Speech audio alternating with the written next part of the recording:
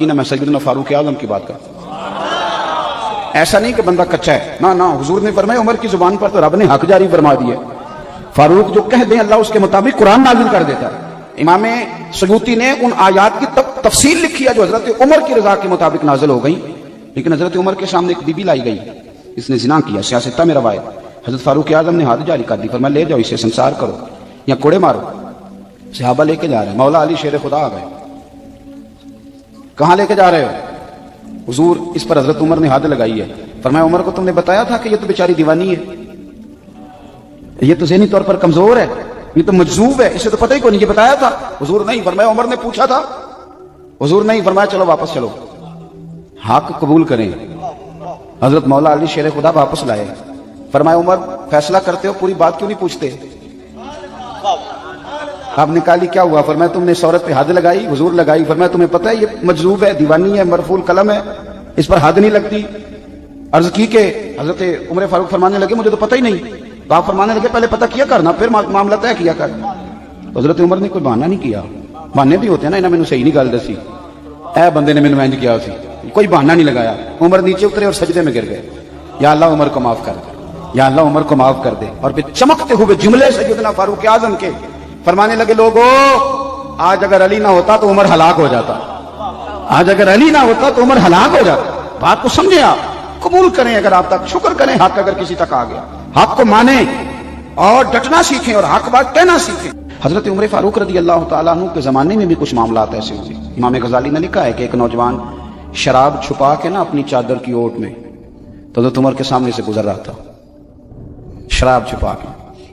میں اکثر کہتا ہوں کہ آج بھی کوئی منع کرنے والا ہو تو لوگ منع ہونے کو تیار تو ہیں، پر ہم منع کرنے کو تیار نہیں ہوتے۔ اگر ہمارے کہنے پہ بڑی بڑی محفلیں ہو سکتی ہیں تو ہمارے کہنے پہ داڑھی بھی پوری ہو ہی سکتی ہے، لیکن ہم کہتے ہی نہیں، مزاج ہی نہیں، اس طرف لاتے ہی نہیں۔ ہمارے کہنے پر اگر بڑے بڑے چندے لوگ دے دیتے ہیں تو امید ہے نمازی بھی ہو ہی جائیں گے۔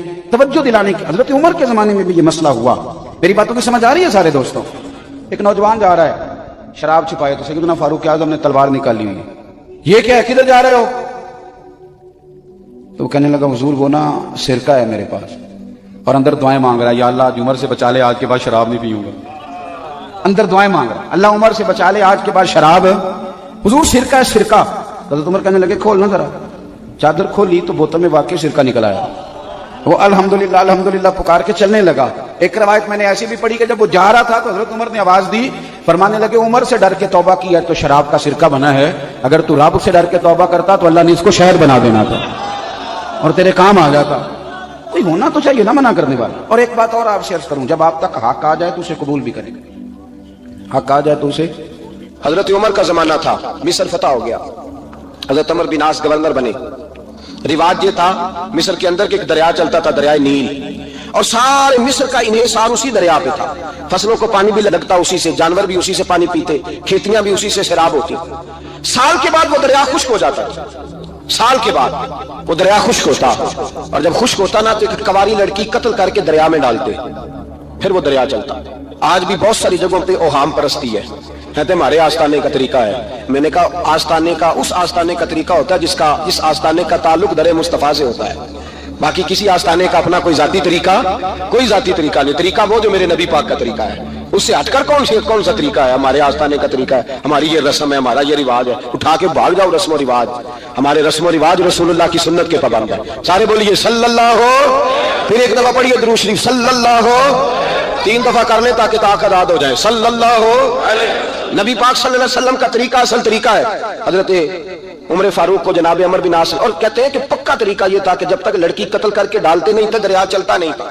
حضرت عمر کو خط لکھا کہ حضور یہ معاملہ ہے، اور لوگ مجھے یہی کہتے ہیں، میں نے لوگوں کو سمجھایا ہے کہ اسلام ظلم کا حکم نہیں دیتا، ظلم کی اجازت نہیں دیتا، کیسے لڑکی قتل کی جائے؟ اب آپ بتائیں کیا کرنا ہے؟ حضرت عمر ایمان، یقین، استقامت، پہاڑ ہے یہ لوگ۔ حضرت عمر نے 2 خط لکھے، ایک حضرت عمر بن عاص کے نام، دوسرا دریائے نیل کے نام۔ 2 خط لکھے، ایک خط لکھا دریا کے نام، ایک خط لکھا عمر بن عاص گورنر کے نام۔ گورنر کے نام خط لکھا تو فرمایا جتنے یہودی ہیں، عیسائی ہیں، کمزور ایمان والے، سب کو دریائے نیل پہ لے جا، اور میرا یہ دوسرا خط دریا میں ڈال دے اور سب کے سامنے ڈالنا۔ کہتے ہیں یہ خط پڑھنا چاہے تو تجھے اجازت بھی ہے، سنیے اور سر دھنیے اور سوچئے کہ اصل کمزوری کہاں آئی ہے۔ رمضان کے سب سے پہلے جمعے میں سب سے اہم موضوع چھیڑا ہے، کمزوری اور نقص واقعہ کہاں ہوا ہے۔ حضرت سیدنا عمر بن خطاب رضی اللہ تعالیٰ عنہ نے دریا کو مخاطب کر کے لکھا، ہو دریا، اگر تو کہتا ہے نا کہ لڑکی قتل کر کے پھینکی جائے گی تو میں رسول اللہ کا ماننے والا ہوں، میں ظلم نہیں ہونے دوں گا، ہمیں تیرے پانی کی ضرورت ہی کوئی نہیں، تو بے شک پانی نہ دے، اور اگر تو اللہ کے حکم سے بہتا ہے، اگر تو اللہ کے حکم سے بہتا ہے تو پھر اللہ کا بندہ اور مصطفیٰ کا غلام عمر تجھے حکم دیتا ہے کہ فوراً بہنا شروع کر دے، فوراً منٹ نہ لگانا۔ حضرت سیدنا عمر بن عاص فرماتے ہیں لشکروں کے لشکر لے کے میں دریائے نیل پہ پہنچا اور بھرے مجمع میں جناب عمر کا خط میں نے ڈالا تو دریا نے بہنا شروع کر دیا۔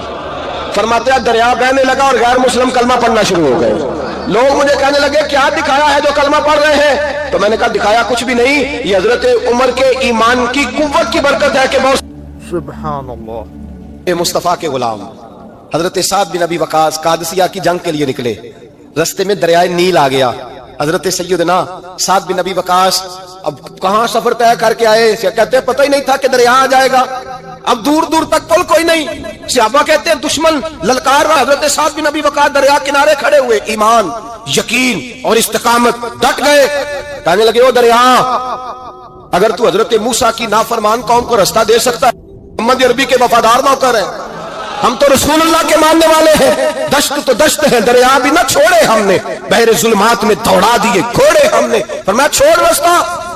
صحابہ کہتے ہیں اس وقت ہم نے نعرے لگائے جب دریا نے رستہ ہی چھوڑ دیا، کہتے ہیں پھر اللہ رسول پر ہم ذکر کرنے لگے، درود پڑھنے لگے، دریا سے رستے بن گئے، فرماتے ہیں 10,000 کا لشکر گزر گیا، اس پار جب گیا نا تو حضرت سعد بن ابی وقاص نے پھر مجمع پہ نظر ڈالی، فرمایا کسی کی کچھ ہے تو نہیں رہ گئی پانی میں، کوئی دریا میں چیز تو نہیں رہ گئی؟ ایک صحابی کہنے لگے میرا مٹی کا پیالہ رہ گیا ہے، یار ذرا دیکھیں انداز دیکھیے، مٹی کا پیالہ، او یار چھوڑ پڑا، مٹی کا پیالہ کیا ہوتا ہے، اب تو مٹی کے پیالے کی بات کرے گا، چھوڑ دے، کیا کرتا ہے؟ اس نے کہا پیالہ میرا رہ گیا ہے۔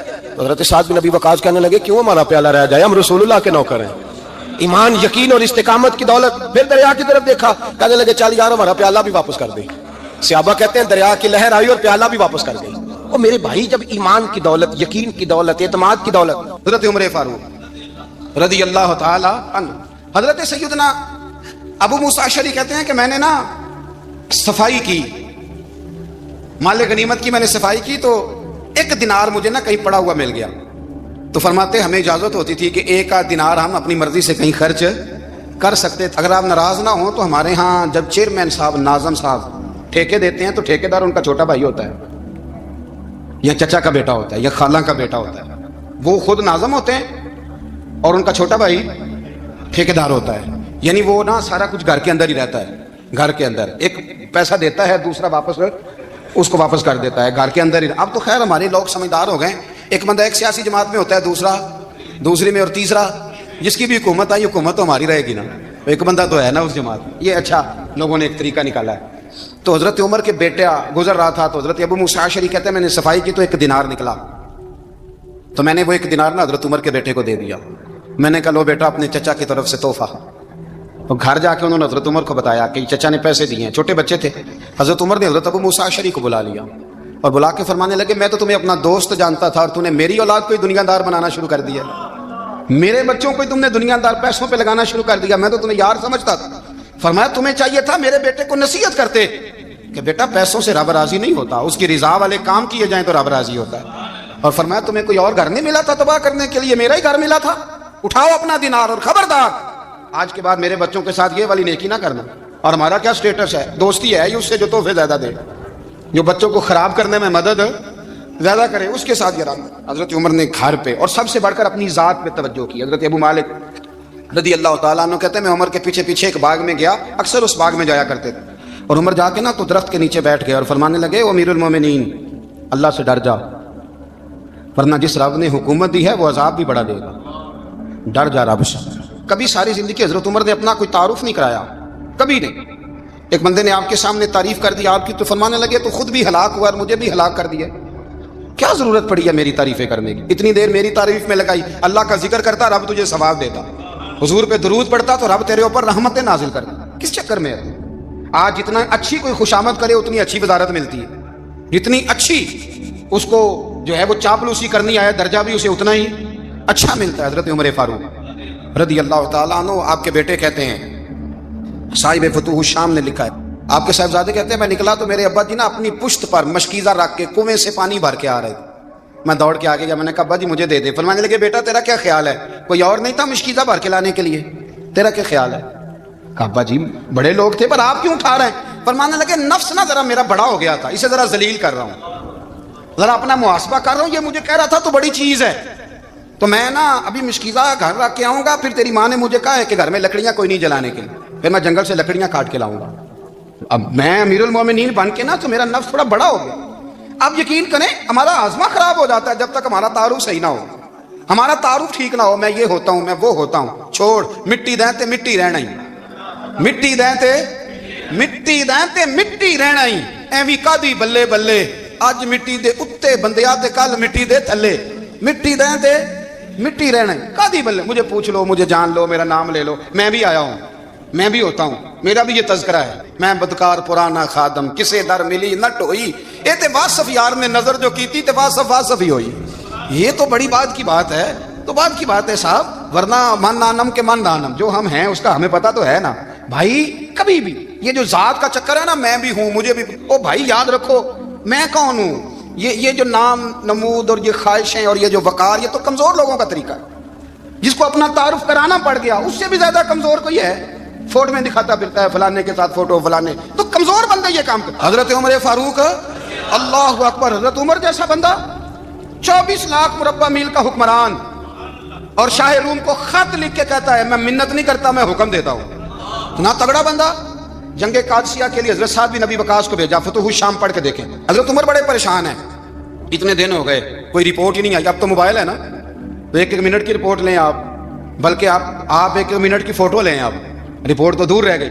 حضرت عمر فاروق رضی اللہ تعالیٰ عنہ بڑے پریشان ہیں کہ قادسیہ میں حضرت سعد بن ابی وقاص کے ساتھ لوگ جہاد کرنے گئے، رپورٹ کوئی نہیں آ رہی، اتنے پریشان تھے کہ باہر نکل کے نا اس رستے پہ بیٹھ جاتے جو رستہ قادسیہ کی طرف سے آتا تھا، اس جو بھی آتا جاتا پوچھتے جنگ کے کیا حالات ہیں۔ ادھر جب اللہ نے فتح دے دی نا تو حضرت سعد بن ابی وقاص رضی اللہ تعالیٰ عنہ نے نا ایک قاصد کو خط دے کے بھیجا، کہنے لگے عمر کے پاس جاؤ، انہیں اطلاع دو کہ الحمدللہ اللہ نے اسلام کو فتح عطا کر دی ہے۔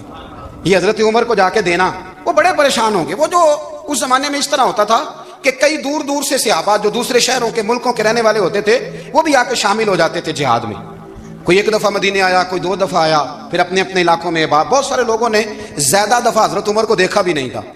وہ جو قاصد خط لے کے آیا تھا نا، اس نے ایک آدھ دفعہ دیکھا تھا، حضرت عمر بوڑھے ہو گئے، وہ پہچانتا نہیں تھا۔ میری بات کی سمجھ آ رہی ہے آپ حضرات کو؟ ادھر سے وہ خط لے کے آ گیا، حضرت عمر مدینے سے باہر نکل کے اس روڈ پہ بیٹھے تھے جو قادسیہ سے آتا تھا، جب اس آدمی کو آتے دیکھا تو حضرت عمر اٹھ کے کھڑے ہو گئے، فرمانے لگے قادسیہ سے آ رہے ہو؟ وہ کیا کہتا ہے؟ پھٹے پرانے کپڑے، ٹوٹے ہوئے جوتے، سر پہ پرانی پگڑی، کہنے لگے غلام مدینے کے رہنے والے ہو؟ حضرت عمر کہنے لگے ہاں مدینے کا ہوں۔ کہا میں قادسیہ سے آیا ہوں، الحمدللہ اللہ نے اسلام کو فتح دے دی ہے، الحمدللہ کفر کی کمر ٹوٹ گئی ہے۔ اس نے یہ بات کر کے تو گھوڑے کو ایڑی لگائی، گھوڑا دوڑنے لگا مدینے کے، حضرت عمر بھی ساتھ ساتھ دوڑ رہے، فرمانے لگے اچھا بتاؤ خالد بن ولید کا کیا حال ہے؟ تھوڑا آگے جا کے فرمانے لگے اسامہ بن زید کیسے ہے؟ وہ کہتے ٹھیک ہے۔ پھر اس نے اور گھوڑا، عمر ساتھ ساتھ دوڑ رہے ہیں، ساتھ ساتھ 24 لاکھ مربع میل کا حکمران، ایک جوتا پیر سے نکل گیا، عمر دوڑ رہے ہیں۔ آگے جا کے پوچھتے ہیں سعد بن ابی وقاص کا کیا حال ہے؟ کہ حضور وہ بھی ٹھیک ہے۔ کتنے لوگ میرے شہید ہو گئے مسلمانوں میں سے؟ کہنے لگا صحیح گنتی کا نہیں پتا، یہ لفظ ادا ہوتے ہوتے مدینے کی سرحد آ گئی۔ لوگوں نے عمر کو گھوڑے کے ساتھ دوڑتے دیکھا تو کہا امیر المومنین کیوں دوڑ رہے ہیں؟ وہ غلام چھلانگ لگا کے نیچے آیا، قدموں میں بیٹھ گیا، کہنے لگا حضور آپ نے بتایا ہی نہیں آپ امیر المومنین ہیں۔ آپ فرمانے لگے کیا بتاتا؟ میں تو اونٹ چلانے والے کا پتر ہوں، کیا بتاتا؟ وہ عمر ہوں جس نے اپنے گناہوں کا حساب دینا ہے، کیا بتاتا؟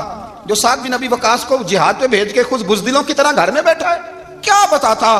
کوئی حیثیت نہیں، کوئی تار، تو نے اچھا کیا، تو مجاہد تھا، مجھے ساتھ ساتھ دوڑایا، تو نے اچھا کیا۔ جتنے لوگ تھے چیخے مار کے رونے لگے۔ حضرت فاروق اعظم سے کہنے لگے عمر جب تک تیرے جلوے رہیں گے اللہ کامیابیاں ہی عطا فرمائے گا، جب تک تیرا رنگ رہے گا اللہ تعالیٰ نوازتا ہی رہے گا۔ کچھ نہیں، کبھی اپنا آپ ظاہر ہی نہیں کیا۔ بہت بڑے تھے، بہت بڑے تھے حضرت عمر، بڑے تھے، لیکن ساری زندگی اپنے محاذ۔ حضرت ابو رافع غلام تھے، قرآن پاک بڑا سونا پڑھتے تھے۔ حضرت عمر جب بھی انہیں ملتے کہتے ابو رافع تو عمر سے اچھا ہے، قرآن بڑا شاندار پڑھتا ہے۔ تو وہ کہتے حضور اگر میں قرآن صحیح پڑھتا ہوں تو آپ کو قرآن کی تشریح زیادہ صحیح آتی، آپ بھی تو مجھ سے افضل ہیں. تو آپ فرماتے نہیں پھر بھی تو مجھ سے افضل ہے. کیوں؟ اس لیے کہ تو اپنے غلام اپنے آقا کی نوکری بھی ٹھیک کرتا ہے اور رب کی عبادت بھی ٹھیک کرتا ہے, اور مجھے خالی صرف عبادت کرنی ہوتی ہے وہ بھی ٹھیک نہیں کر پاتا. ساری زندگی اپنا محاسبہ, ساری زندگی اپنے گریبان میں دیکھا, ساری زندگی اپنے آپ کو پرکھا, اپنے آپ کو ٹٹولا. 62 سال عمر بیت گئی. حضرت حذیفہ بن یمان ایک صحابی تھے, میرے نبی کریم علیہ السلام نا ان سے راز کی باتیں کرتے تھے. ہر بندے کا ہاضمہ ٹھیک نہیں ہوتا, سب سے راز کی بات نہیں کرنی چاہیے. حضرت حذیفہ بن یمان کہتے ہیں حضور راز کی باتیں بتاتے ہیں. مدینہ منورہ میں جو منافقین تھے ان کی لسٹ بھی نبی پاک نے حضرت حذیفہ بن یمان کو دی تھی. جب کوئی مشکوک آدمی مر جاتا نا تو صحابہ کہتے ہیں ہم دیکھتے اگر حضرت حذیفہ نے جنازہ پڑھا ہے تو ہم بھی جنازہ پڑھ لیتے.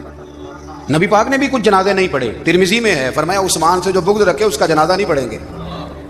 حضرت حذیفہ بن یمان اگر جنازہ پڑھتے تو لوگ پڑھتے, وہ نہ پڑھتے تو لوگ جنازہ نہ پڑھتے. حضرت حذیفہ بن یمان کہتے ہیں جناب عمر فاروق کی خلافت کے آخری ایام تھے, کچھ دنوں کے بعد وہ شہید ہو گئے. فرماتے آدھی رات کا وقت تھا, میں گھر میں سویا تھا بڑا بے فکر, اچانک میرے دروازے پہ دستک ہوئی, میں گھبرا کے اٹھا, اتنی رات کو کون آیا؟ کہتے ہیں قربان جاؤں, دروازے پہ گیا تو امیر المومنین فاروق اعظم دروازے پہ. میں نے کہا عمر کوئی حکم تھا تو مجھے بلا لیتے. کہنے لگے میں نا امیر بن کے نہیں آیا, تیرا ویر بن کے آیا ہوں. امیر المومنین کی حیثیت سے سرکاری کام سے بلاتا تو وہاں بلاتا, مجھے ایک ذاتی کام پڑ گیا. کہتے ہیں میں نے عمر کو گھر کے اندر بلا کے چارپائی پہ بٹھایا. میں نے کہا حضور میں غریب آدمی, میں کیا آپ کے کام آ سکتا ہوں؟ تو کہتے ہیں انہوں نے نا مجھے ساتھ بٹھا لیا, پھر میرا ہاتھ پکڑ لیا. کہنے لگے تو عمر کو جانتا ہے؟ عمر جھوٹ نہیں بولتا. تو جانتا ہے عمر وعدوں کا پکا ہے؟ کہا حضور جانتا ہوں. کہا میں اس وقت آیا ہوں جب دیکھ بھی کوئی نہیں رہا. حضرت حذیفہ بن یمان کہتے ہیں پریشان ہو گیا, حضور پہلیاں نہ بجھوائے, مہربانی کر بتائیں کدھر آئے ہیں. تو حضرت عمر فاروق فرمانے لگے 62 سال کا ہو گیا ہوں, 63 میں چل رہا ہے, داڑھی سفید ہو گئی ہے, الپک گیا, اٹھ فریدہ ستیا, داڑھی آ گئی پور, اگا نیڑے آ گئی, پیچھا رہ گئی دور. اب قبر اشر کا معاملہ صاف نظر آنے لگا ہے. کہا حضور مجھ سے کیا چاہتے ہیں؟ حضرت عمر رو پڑے, کہنے لگے آج میں عشاء کے بعد نکلا ہوں تو نبی پاک کے صحابہ مجھے نیک کہہ رہے تھے, پھر میں نے بچوں کی ماں سے اور بچوں سے بھی پوچھا ہے, وہ بھی مجھ سے راضی ہیں. پر حذیفہ تیرے ساتھ نبی پاک راز کی باتیں کرتے تھے, سچ بتا کہیں عمر کا نام منافقوں میں شامل تو نہیں؟ سچ بتا ان منافقین میں تو شامل نہیں, کہیں اوپر سے تو نہیں سارا کچھ؟ حضرت حذیفہ بن یمان کہتے ہیں میں باپ کے مرنے پہ اتنا نہیں رویا جتنا عمر کے سوال پہ رویا. میں قدموں میں بیٹھ گیا, میں نے کہا نہیں عمر یہ تو میں نے نہیں سنا, لیکن یہ میں نے نبی پاک سے ضرور سنا ہے کہ میرے بعد اگر کوئی نبی ہوتا تو عمر ابن خطاب ہوتا. یہ میں نے اپنے کانوں سے سنا ہے کہ عمر جس گلی سے گزرے شیطان راستہ بدل جاتا ہے. یہ میں نے اپنے کانوں سے سنا ہے کہ 950 سال حضرت جبریل جناب عمر کی شان بیان کریں تو پھر بھی بیان نہیں ہو سکتا. یہ میں نے ضرور سنا. دوستو ساری زندگی حضرت عمر نے اگر دوسروں کا محاسبہ کیا تو اپنا اور اپنے بچوں کا بھی کڑا خیال رکھا, اپنی ذات پر بڑی توجہ دی. جو لوگ اپنا بھول جاتے ہیں نا, ہمیں اپنی صحت کا بڑا خیال ہے لیکن اپنی روحانی زندگی کا کوئی خیال نہیں ہے, قلبی زندگی کا کوئی تصور نہیں ہے. آپ یقین کریں موٹا آدمی کمزور ہونے کے لیے جدوجہد کر رہا ہے, کمزور طاقتور ہونے کے لیے, لیکن جس کو کتنے دن بیت گئے اللہ رسول کی یاد میں رویا ہی نہیں, کتنے دن بیت گئے نہ سننے کو دل ہی نہیں چاہا, جسے مہینوں بیت گئے اور قرآن پاک کی طرف نظر ہی نہیں گئی, وہ فکر مند ہی نہیں. زندگی زندہ دلی کا نام ہے, مردہ دل کیا خاک جیا کرتے ہیں.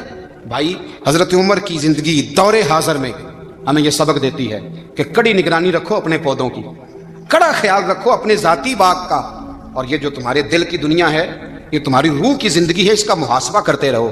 نبی کریم علیہ السلام نے فرمایا اپنا حساب خود کر لو قبل اس کے کہ تمہارا حساب کیا جائے. اپنا حساب بولیے, اپنا حساب. ہم ساری دنیا کا حساب کرتے پھرتے ہیں, کوئی کہاں سے کماتا ہے کہاں کھاتا ہے, پر اپنا حساب حضور نے فرمایا حساب کر لو قبل اس سے کہ تمہارا حساب. مولا علی فرماتے ہیں نماز پڑھ لو قبل اس کے کہ تمہاری نماز پڑھی جائے. یہ بڑا عجیب معاملہ ہے کہ ہم جتنے لوگ ہیں ہمارا معیار یہ ہے کہ سامنے والا غلط ہے اور میں ٹھیک, یعنی دوسرے کا بچہ گلی میں نظر آ جائے تو اس کی غلطیاں نکلنی شروع ہو جائیں گی, اور میرا بچہ سارا شہر گھوم آئے ایک ٹائر پہ موٹر سائیکل پہ تو ہم کہتے ہیں کہ ابھی بچہ ہے انشاءاللہ سیانا ہو جائے گا. اگر ابا جی آج تک سیانے نہیں ہوئے کس کو سمجھا لیں, تو پھر بیٹے کا سیانا ہونا تو ہو سکتا ہے کہ وہ 60-70 سال لگ ہی جائیں. گھر کے اندر جب تک توجہ نہیں ہوتی, اور سب سے پہلے جب تک اپنی ذات پر توجہ نہیں ہوتی, تو والد کا جب تک کردار بچے نہیں دیکھتے, کردار بچے نہیں دیکھتے جب تک, उतनी देर तक उनका तब्दील होना मुमकिन नहीं होता। हजरत उमर फारूक रदी अल्लाह ताला अन्हु ना बाहर वालों का भी बड़ा सख्त हिसाब करते थे। बड़ा एक गवर्नर साहब ने लिबास बड़ा शानदार पहनना शुरू कर दिया था तो हजरत उमर ने उतरवा के ना तो उन्हें टाट का लिबास पहना के तो ऊंट चराने की ड्यूटी दे दी थी। इतना सख्त एहतसाब करते। कसाई की दुकान पर भी 1-2 घंटे खड़े होते थे। जो आदमी मुसलसल 2 दिन गोश्त खरीदता था ना, फरमाते थे इसका टैक्स बढ़ा दो, लोगों को दाल नहीं मिल रही और ये रोज गोश्त खाता है। हजरत फारूक आजम, उसको जजिया कहा जाता था या कुछ और मामला होते तो बढ़ा देते थे। मुसलसल जो 2 दिन आदमी गोश्त खाता था, फरमाते थे मदीने में गुर्बत है, अगर ये वाला निजाम तुम करोगे तो गरीब लोग किसकी तरफ देखेंगे। लेकिन उससे ज्यादा बढ़कर जो उनकी जिंदगी का म्यार और स्टेटस था वो ये था कि अपने घर का खास ख्याल रखते, खास तवज्जो करते।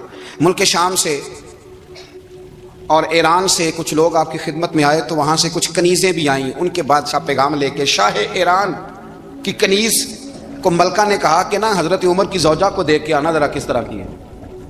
हमारे मुल्क में क्या कहते हैं, खातूने अव्वल जी, खातूने, बाकी सारे दोनों में खातूने अव्वल, जरा खातूने अव्वल को देख के आना। तो वो जब आई ना घर में मिलने तो कहा कि मुझे मेरी मलका ने कहा था कि उमर की ज़ौजा से, अहलिया से मुलाकात करके आना। तो हजरत उमर की अहलिया ने ना एक जोड़ा कपड़ों का दे दिया मलका के लिए और एक खुशबू की शीशी दे दी। अब जब वो तोहफे वहां भेज गए तो उस मलका ने ना कुछ सोने का सामान भेजा, कुछ जेवरात भेजे, कुछ तहाइफ भेजे। जब हजरत उमर के घर आए ना, वो खादिम लेके आया, उसने कहा जी आपकी अहलिया ने तोहफे भेजे थे। तो जवाब में शाह ईरान की बीवी ने, यहाँ जिस मुल्क का वो सफीर था, उन्होंने भी ये भेजे। तो हजरत उमर फारूक ना वो तोहफे लेके घर गए तो जाके कहने लगे अपनी अहलिया से, ये तू कब से तोहफे तहाइफ भेजने लग गई है, ये कब से निजाम शुरू हो गया। तो हुजूर तोहफा देना लेना तो ठीक है, सुन्नत है, मोहब्बत बढ़ती है, तो ये कोई कबाहत नहीं, और मैंने अपनी जाती इस्तेमाल के लिए जो चीजें रखी थी वो मैंने दी हैं। तो हज़रत उमर फारूक रज़ी अल्लाह तआला अन्हु फरमाने लगे, हमने किसी मुल्क के साथ और उसके बादशाह के साथ जाती ताल्लुक नहीं बनाना, ताल्लुक जो भी बनेगा रसूलुल्लाह के दीन की बरकत से बनेगा। जाती रिश्ते नहीं हमने कायम करने। जाती आपके मुल्क की जो एयरलाइन जिसका हर साल खसारे का ढंढोरा पीटा जाता है ना, वो हमारे बादशाह साहब और सदर साहब अगर गैर मुल्कियों को घोड़ा कभी भेजना हो ना, घोड़ा, तो पूरा एक जहाज घोड़ा लेके तोहफे में जाता है, पूरा जहाज। गरीब कौम का ये सरमाया, और कौम बड़ी बादशाह है, लाइनों में लग के वोट देती है। 2 काम हमेशा लाइन में लग के करने, एक बिल लाइन में लग के जमा कराना है और एक वोट लाइन में लग के, ताकि फिर पूरे 5 साल लाइन में ही लगे रहें। मर्जी से आप वोट देना, पर जो बात दुरुस्त है उसको सुनो। हजरत उमर फारूक रज़ी अल्लाह तआला अन्हु ने अपनी अहलिया से पूछा, कितने का था वो तेरा जोड़ा और खुशबू की शीशी? उन्होंने कहा 3 दिनार की। फरमाया ये 3 दिनार तेरे, और बाकी जो तोहफे आए हैं वो तू खुद कह, चूंकि उसने तेरे नाम भेजे हैं, तू कह कि मैं माले गनीमत में देती हूँ, तू कह मैं मुसलमानों को कह। तो ज़ौजा हंस पड़ी, कहने लगी मैं ना भी कहूँ तो मुझे कहना तो पड़ेगा ही, कहना तो मैंने है ही, क्योंकि सामने उमर फारूक है, लिहाजा फरमाया कह देती हूँ मैंने दिया खजाने को। हजरत उमर ने जमा करा लिया। मैं ये क्या बात है, मेरे घर वाले जो मर्जी करें, इनका म्यार जिंदगी जिस तरह का मर्जी हो। और हजरत उमर एक जुमला कहा करते थे, अल्लाह करे कि ये बातें इस दौरे हाजिर में हमारी समझ में आए। हजरत उमर फारूक रज़ी अल्लाह तआला अन्हु अपने बच्चों को फरमाया करते थे कि बहुत आदमी को भूख लगी हो ना, और फिर उसकी पसंद का खाना पका हो, तो इतने शौक से वो उस खाने को देखता है ना, फरमाया इस तरह पूरी कौम अपने बादशाहों के खानदान को देखती है, इस तेजी के साथ देखते हैं कि इनके घर में क्या हो रहा है, इनका म्यार जिंदगी क्या है, इनका स्टेटस क्या है। सैयदना फारूक आजम रज़ी अल्लाह तआला अन्हु ने अपने घर के अंदर अपने बच्चों, आप के बच्चे दोनों कारोबार के लिए मिस्र गए, तो वहां के गवर्नर साहब ने लोगों से, एक बहुत बड़ा काफिला गया मदीने से मिस्र तिजारत के लिए, जाते हैं ना आज भी काफिले कई मुल्कों में, तो ये गए तिजारत के लिए। तो हजरत अब्दुल्लाह इब्ने उमर और हजरत उबैदुल्लाह इब्ने उमर, हजरत उमर के दोनों बेटे गए। जनाब उमर फारूक के बच्चे जब वहां पहुंचे तो मिस्र के गवर्नर ने ना लोगों को तारुफ कराया कि ये उमर फारूक के बेटे हैं, ये हजरत ये चौधरी के बेटे को कौन बताता है कि तू चौधरी का बेटा है? बाहर वाले बताते हैं, घर वाले जी। और सेठ साहब के बेटे को कौन बताता है कि तू सेठ साहब का बेटा है? और मालिक को कौन बताता है कि तू मालिक का बेटा है और ये किराएदार है? ये कौन बताता है? ये सोच हम देते हैं बच्चों को। चौधरी और कमी की सोच, अमीर और गरीब की सोच, मालिक और किराएदार की सोच, घर के मालिक की और काम करने वाले की सोच, ये हम देते हैं। याद रखना, ये हम देते हैं, ये हमारा मिजाज है, ये बाहर से नहीं आती। तू कोई शहजादा है, तू सेठ है, तू नवाब है, ये सोच बाहर से नहीं आती, ये अम्मा सोच देती है, अम्मा, ये अब्बा सोच देता है। और फिर जब तबाही उतरती है तो उसके जिम्मेदार भी बाहर वाले नहीं होते, घर वाले होते हैं, घर वाले। ہمارے بچوں کی طبیعتوں پر زیادہ نقش باہر والوں کا نہیں ہوتا، گھر والوں کا ہوتا ہے، یاد رکھیے گا۔ حضرت عمر فاروق رضی اللہ بچے ہیں، شہزادے ہیں، وہ کاروبار کرنے گئے اور وہاں لوگوں نے بتایا گورنر صاحب نے کہ یہ فاروق اعظم کے بچے امیر المومنین کے۔ لوگوں نے ان سے زیادہ مال خریدا، تجارت میں زیادہ نفع ہوا۔ ظاہر ہے کہ وہ آپ کے جو اللہ خیر کرے حکمران ہیں، ان کے کاروبار کتنے ملکوں میں ہیں، کس بنیاد پر ہیں؟ وہ صرف اس بنیاد پر کہ وہ حکمران رہے، ان کے لیے آسان تھا بڑے لوگوں سے تعلقات بنانا۔ حضرت عمر فاروق رضی اللہ تعالیٰ عنہ کے بچے ڈھیروں مال کما کے جب واپس آئے نا، تو حضرت عمر سے آ کے بچوں نے بطور محبت کا ابا جی اللہ نے بڑا ہی فضل کیا ہے، بڑا مال کمایا الحمدللہ، یہ دیکھیں کتنا نوازا ہے۔ تو حضرت عمر کہنے لگے سارے قافلے نے اتنا ہی کمایا ہے؟ سارے قافلے نے اتنا ہی کمایا ہے؟ تو حضور نہیں، سارے قافلے نے اتنا نہیں کمایا، سب کو اتنا نہیں ملا۔ وہ تو وہاں گورنر صاحب نے لوگوں کو تعارف کرایا تھا کہ یہ عمر کے بچے ہیں، تو لوگوں نے پھر ہم سے بڑا ہی خریدا۔ تو حضرت عمر فرمانے لگے ٹھیک ہو گیا، میں بات سمجھ گیا ہوں، اس طرح کرو جو تمہاری اصل زر تھی نا، جو راز تھی، وہ رکھ لو اور باقی سارا مال خزانہ میں جمع کرا دو، اس لیے کہ یہ تم نے تجارت نہیں کی، یہ تم نے اپنے باپ کا نام بیچا ہے، یہ تم نے امیر المومنین کے بیٹے ہونے کا فائدہ اٹھایا ہے۔ فرمایا یہ تمہارا نہیں حق، یہ مسلمانوں کا ہے، اس لیے کہ یہ مال تم نے محنت سے نہیں کمایا، یہ باپ کی کرسی کا فائدہ اٹھایا ہے۔ اور فرمایا اگر تم نے مال جمع نہ کرایا تو میں مال بھی لے لوں گا زبردستی اور کوڑے بھی ماروں گا، ڈبل سزا دوں گا، مرضی سے جمع کراؤ گے تو کوڑوں سے بچ جاؤ گے۔ بڑے بیٹے نے تو جمع کرا دیا، تو چھوٹا تھوڑا پریشان ہوا، تو حضرت عبداللہ ابن عمر چھوٹے کا ماتھا چوم کے کہنے لگے بیٹے چپ کر کے جمع کرا، یہاں بھی فخر کر کے ہم عمر کے بیٹے ہیں، اور قیامت میں بھی فخر کریں گے کہ ہم فاروق اعظم کے بیٹے ہیں۔